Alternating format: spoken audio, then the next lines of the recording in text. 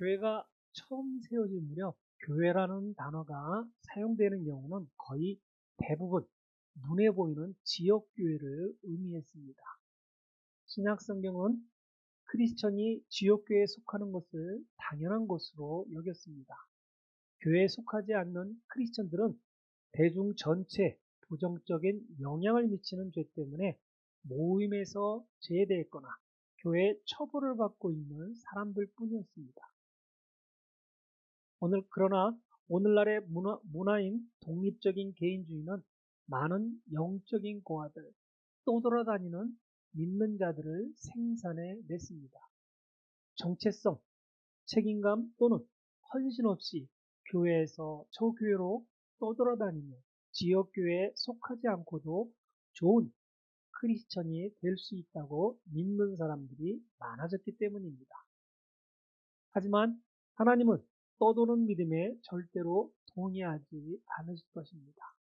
성경에서도 신앙인이 지역교회에 꼭 헌신하고 활발히 교제해야 하는 이유를 여러 가지로 들고 있습니다. 사람은 인생을 살면서 수많은 선택의 갈림길에 서게 됩니다. 더 많은 성공을 쫓아야 할지, 더 높은 자리에 오르기 위해 달려야 할지, 때로는 무엇이 진정 중요한 것인지 혼란스러울 때가 종종 있습니다. 그러나 우리가 삶의 마지막 순간에 다다랐을 때 과연 무엇이 우리 마음에 가장 깊이 남겠습니까?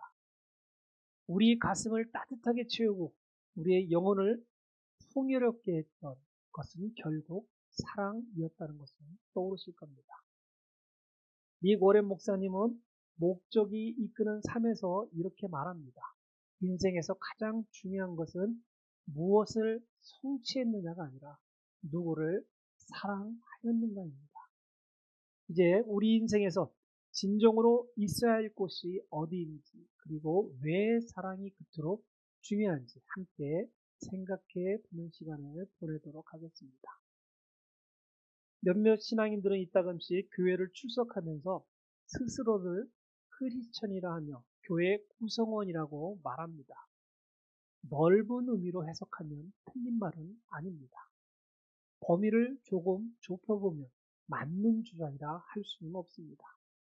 교회에서 구성원이라는 의미는 교회의 한 일원으로서 신앙 공동체에 속한 사람을 의미합니다. 구성원은 단순히 교회에 참석하는 사람을 넘어서 교회의 사역, 예배, 봉사, 그리고 영적 성장에 적극적으로 참여하는 사람을 뜻합니다. 구성원은 교회의 비전과 사명을 함께 나누고 서로를 격려하며 신앙 안에서 성장하기 위해 노력하는 분을 이야기합니다.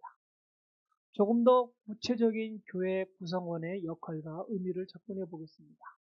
구성원은 신앙 공동체 일원으로서 예수 그리스도를 믿고 같은 믿음을 고백하며 함께 예배드리고 교제하는 신앙인입니다.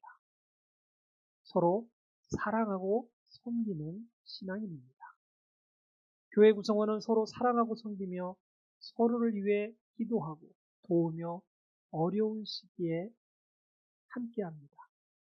구성원은 교회의 다양한 사역에 자발적으로 참여하여 자신의 은사와 재능을 통해 교회와 지역사회를 섬겨야 합니다.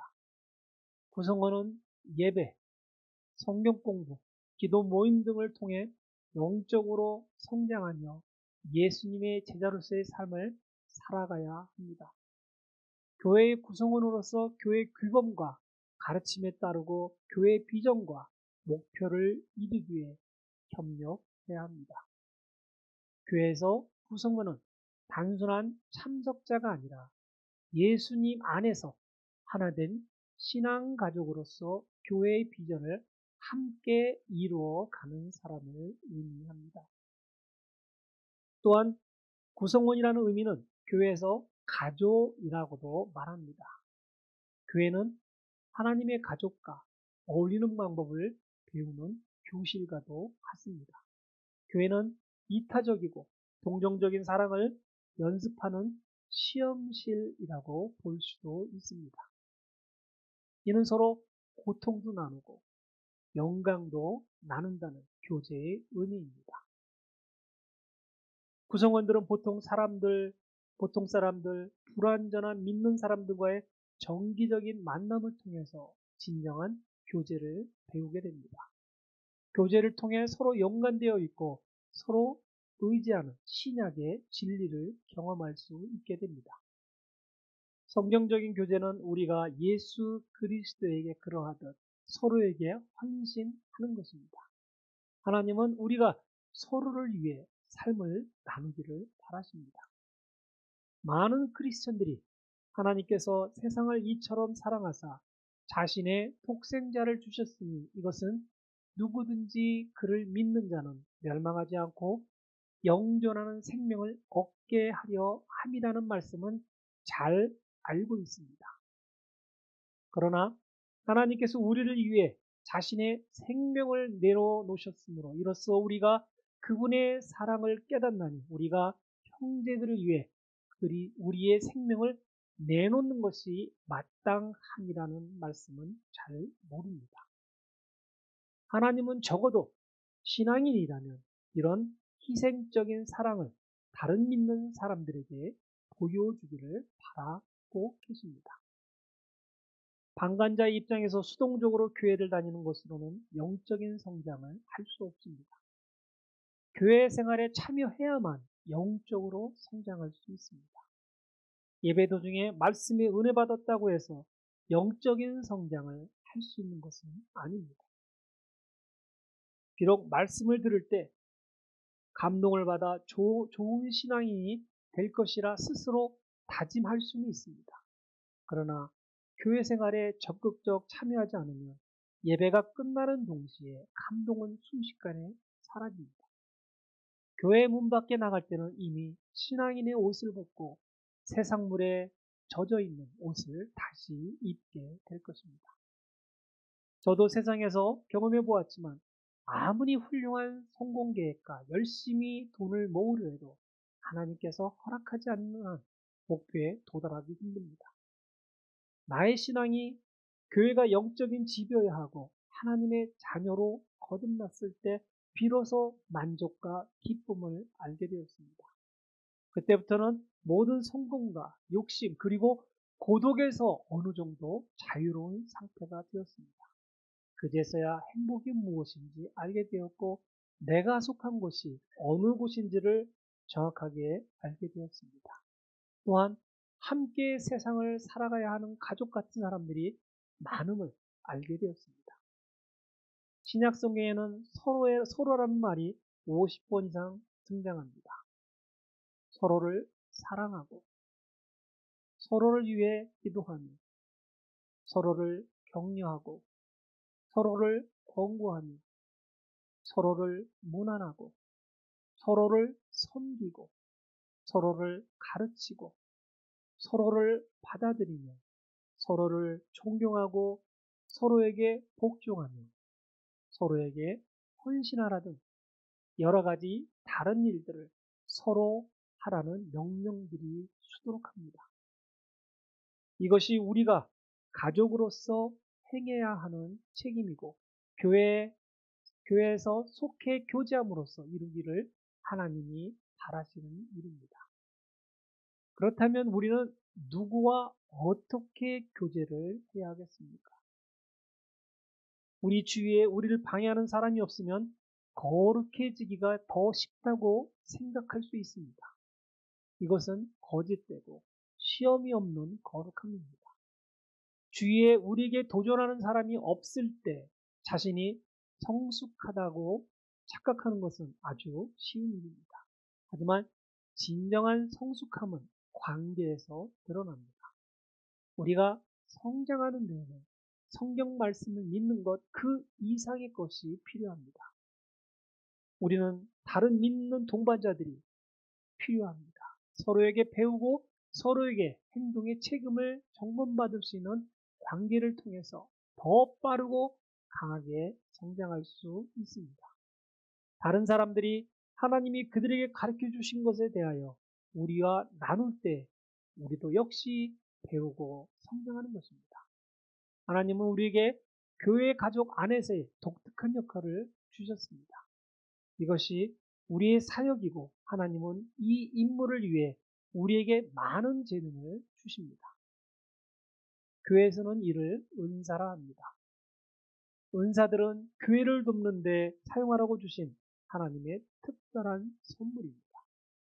하나님은 우리가 교회에서 우리의 은사를 발견하고 발전시키며 사용하기를 원하십니다. 우리에게 더 넓은 범위의 사역이 있을지도 모르지만 그것은 우리가 교회 사역을 하고 난 후 추가적으로 하는 것입니다. 세상에서 성공하겠다고 가정을 등한시하면 가정은 분명 파탄날 것입니다. 자신의 교회를 비우고 성교만 다니거나 봉사만 다니면 교회도 존재가 어려워질 것입니다. 예수님은 우리의 사역을 세워주시겠다고 약속하신 것이 아니라 당신의 교회를 세우시겠다고 약속하셨습니다. 예수님이 이 땅 위를 걸으셨을 때 하나님은 그리스도의 육신의 몸을 통해 일하셨습니다. 그러나 오늘날에는 예수님의 영적인 몸을 교회에 출석하는 성도님들의 육신의 몸을 통해 일하십니다. 우리는 믿는 사람들이 서로 사랑함으로써 하나님의 사랑을 증거할 뿐만 아니라 하나님을 알지 못하는 세상의 구석구석에서 이 사랑을 전해야 하는 아주 멋진 특권을 받았습니다. 그리스도의 몸의 지체로서 우리는 그분의 손, 발, 눈 그리고 심장이 되어서 이 세상에서 그리스도를 위해서 일하는 것입니다. 바울은 우리에게 우리는 그분의 작품이요 그리스도 예수님 안에서 선한 행위를 하도록 창조된 자들이다.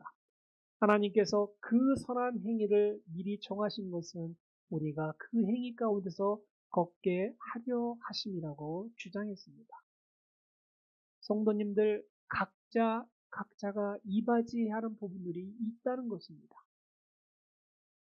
그분께서 더러는 사도로, 더러는 대언자로, 더러는 복음전도자로, 더러는 목사 겸 교사로 주셨으니 이것은 성도들을 완전하게 하고 섬기는 일을 하게 하며 그리스도의 몸을 세우게 하려 하십니다. 저는 성도님들 각자가 제일 잘하는 달란트가 곧 성도님들이 교회와 세상을 위해 이바지해야 하는 부분들이라고 생각합니다. 엄청난 달란트를 선물로 받았음에도 우리는 시험과 유혹에 대한 면역이 없습니다. 상황이 어렵게 되면 우리 누구나 죄를 지을 수밖에 없습니다.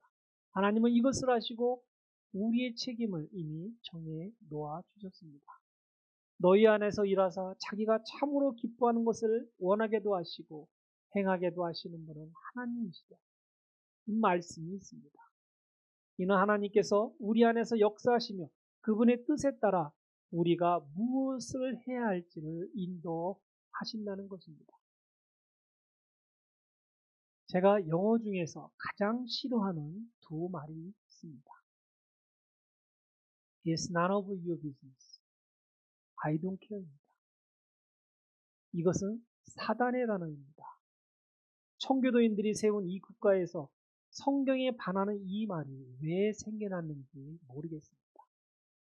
아마도 지나친 독립적인 개인주의 영향일 것입니다. 최소한 교회에서는 이런 말들을 사용하지 않기를 바랍니다. 우리는 서로의 삶에 관해서 공동체의 삶을 살도록 부름받았기 때문입니다.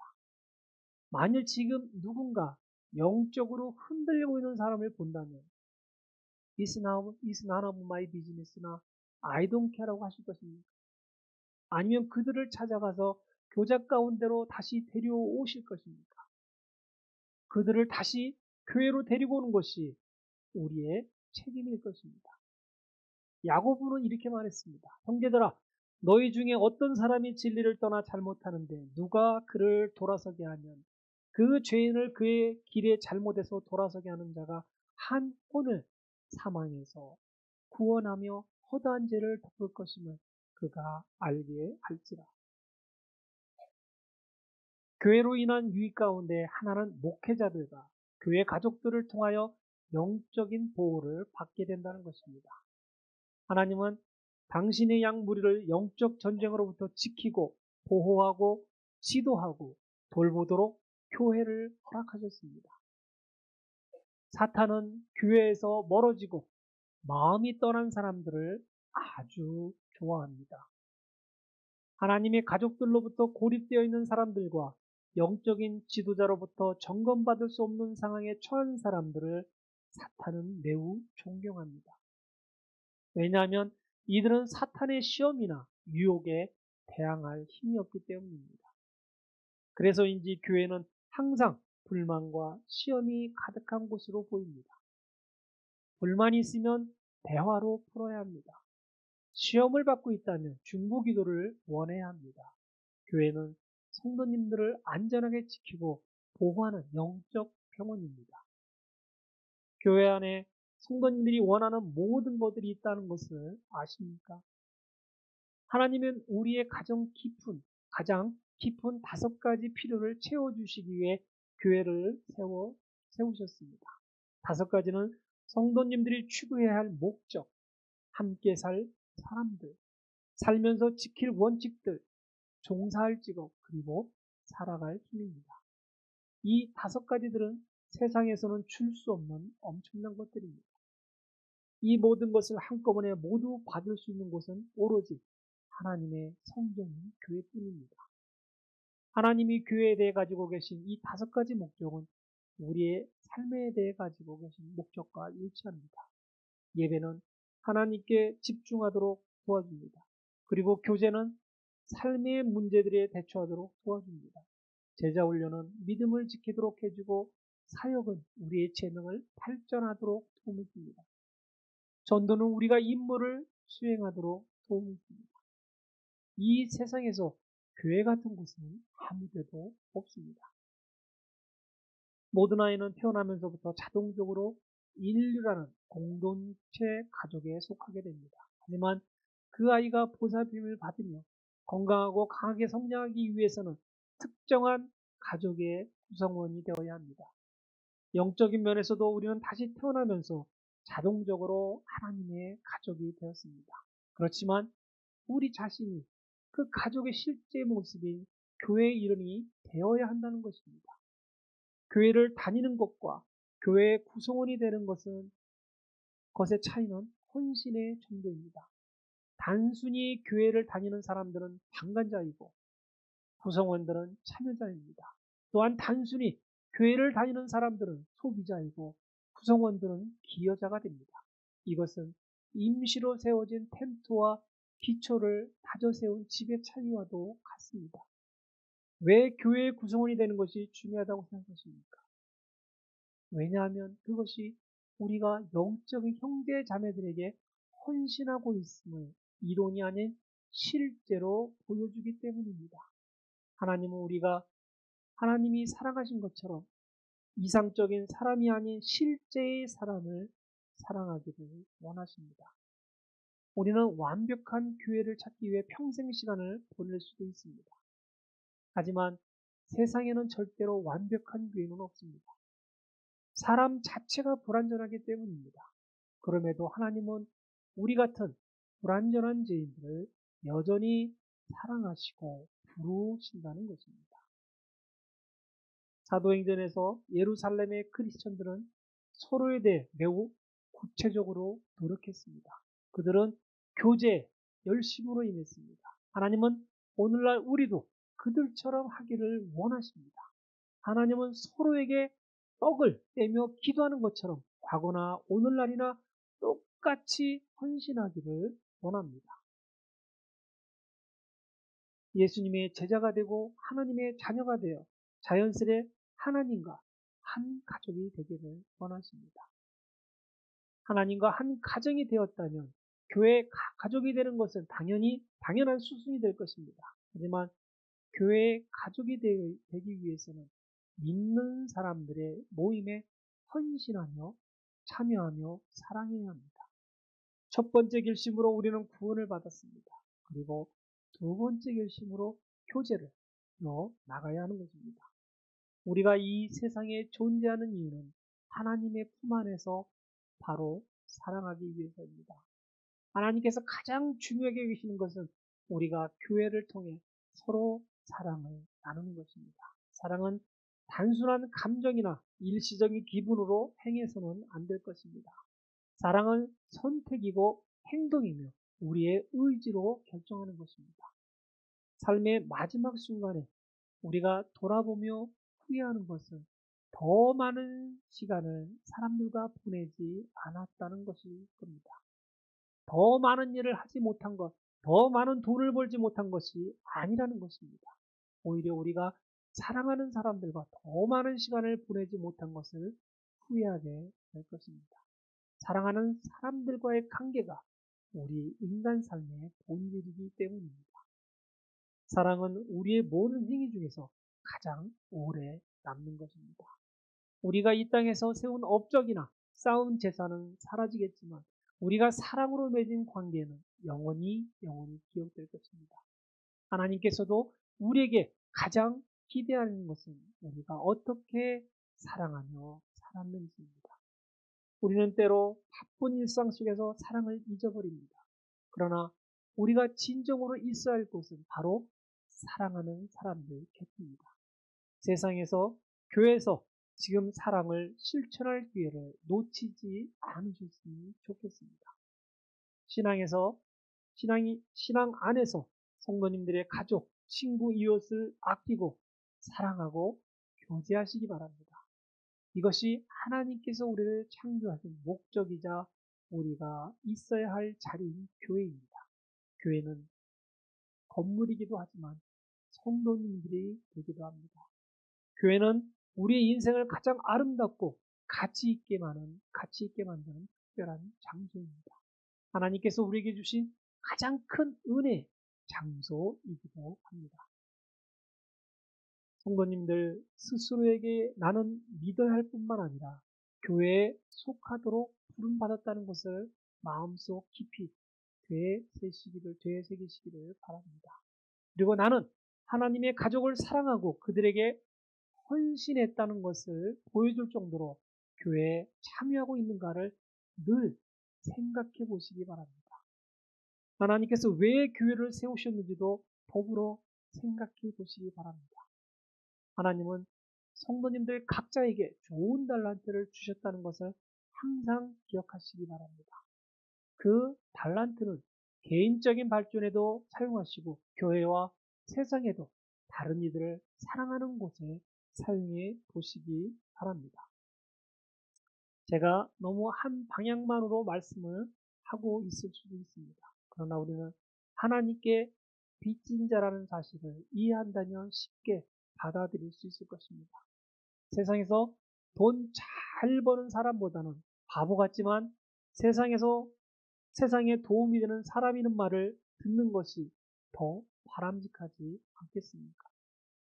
저의 바람은 세상에서 칭찬받는 사람보다는 세상의 모든 칭찬을 다 포함한 진실한 신앙인이라는 말씀을 듣기를 더 좋아하시는 성도님들이 되셨으면 좋겠습니다. 오늘도 세상이 이치에는 어울리지는 않지만 믿음대로 말씀대로 살아가려는 성도님 되시기를 우리 주 예수 그리스도의 이름으로 축원드립니다. 아멘.